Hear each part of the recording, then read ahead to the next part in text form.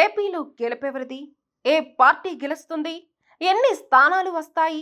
ఎక్కడా చూడు ఇదే చర్చ నడుస్తుంది. ఉదయం టీ షాపుల వద్ద, జనాలు గుమ్మిగూడి ప్రతి సమూహం వద్ద రాజకీయ చర్చే నడుస్తోంది. పోలింగ్ శాతం పెరగడంతో కూటమిదే విజయమని విశ్లేషణలు వ్యక్తమవుతున్నాయి.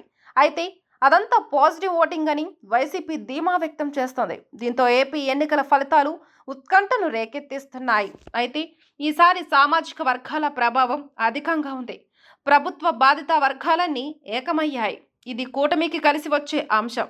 వైసీపీకి ప్రతికూల అంశంగా కూడా మారింది. ప్రధానంగా కమ్మ సామాజిక వర్గం ఏకతాటిపైకి వచ్చింది. సహజంగానే ఆ సామాజిక వర్గం టీడీపీకి వెన్ను దన్నుగా నిలుస్తూ వచ్చింది. కానీ చంద్రబాబు విధానాలు నచ్చక, టీడీపీ ప్రభుత్వాల హయంలో న్యాయం దక్కక చాలా మంది కమ్మ సామాజిక వర్గం వారు వైసీపీ వైపు మొగ్గు చూపారు. గత ఎన్నికల్లో 20% వరకు కమ్మ సామాజిక వర్గం వైసీపీకి ఓటు వేసింది. కానీ అధికారంలోకి వచ్చిన తర్వాత జగన్ అదే సామాజిక వర్గాన్ని వేధించారన్న విమర్శ ఉంది. చంద్రబాబుపై ఉన్న కోపంతో ఆ సామాజిక వర్గంపై ఉక్కుపాదం మోపారన్న ఆరోపణ ఉంది. అందుకే ఈసారి కమ్మ సామాజిక వర్గం శాతం టీడీపీ కూటమికే పనిచేసింది. తాము ఓటు వేయడమే కాదు, ఆర్థిక వనరులు, ఇతరాత్ర విషయాల్లో కూడా గట్టిగా పనిచేసింది.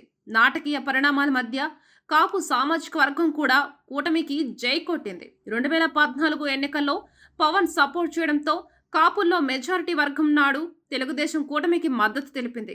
కానీ కాపుల విషయంలో చంద్రబాబు ఇచ్చిన హామీలు అమలు కాకపోవడం, ముద్రగడ పద్మనాభం కాపు రిజర్వేషన్ ఉద్యమం వంటి వాటితో కాపులు వైసీపీ వైపు టర్న్ అయ్యారు. కానీ అధికారంలోకి వచ్చిన తర్వాత జగన్ కాపులను పట్టించుకోలేదు. వారి కోసం ప్రత్యేక పథకాలు ఏవీ ప్రకటించలేదు. ఈసారి కూడా ముద్రగడ రూపంలో వైసీపీకి బలమైన నేత దొరికినా కాపులు మాత్రం వైసీపీని విశ్వసించలేదు. ఎన్నికల్లో కూడా మెజార్టీ కాపులు కూటమి వైపే మొగ్గు చూపారు. మరోవైపు కూటమికి మధ్యతరగతి ప్రజలు అండగా నిలిచారని విశ్లేషణలు ప్రారంభమయ్యాయి.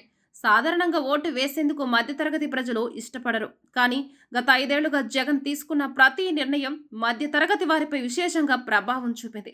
అటు సంక్షేమ పథకాలు అందక, ఇటు అభివృద్ధి లేక మధ్యతరగతి ప్రజలు విసిగి వేసారిపోయారు. అందుకే ఎన్నడూ లేని విధంగా ఓటు వేసేందుకు ఆసక్తి చూపారు. ఏపీలో ఓటింగ్ పెరగడానికి కారణమయ్యారు. ఈ పరిణామాలన్నీ వైసీపీకి ఇబ్బందికరమే. కానీ పెరిగిన ఓటింగ్ తమకు అనుకూలమని వైసీపీ ప్రకటించుకోవడం మాత్రం ఆశ్చర్యం వేస్తోంది. జూన్ 4న దీనిపై స్పష్టత వస్తోంది.